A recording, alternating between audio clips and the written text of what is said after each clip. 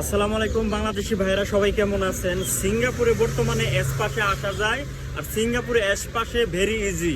তো এখানে দেখতেছি আমার এক বাংলাদেশি ভাই, ঠিক আছে, তার মুখ থেকেই শুনবো যে সিঙ্গাপুর এস পাশে কত টাকা লাগে, একটু যদি বলেন, আপনার মুখ থেকেই শুনতে চাই।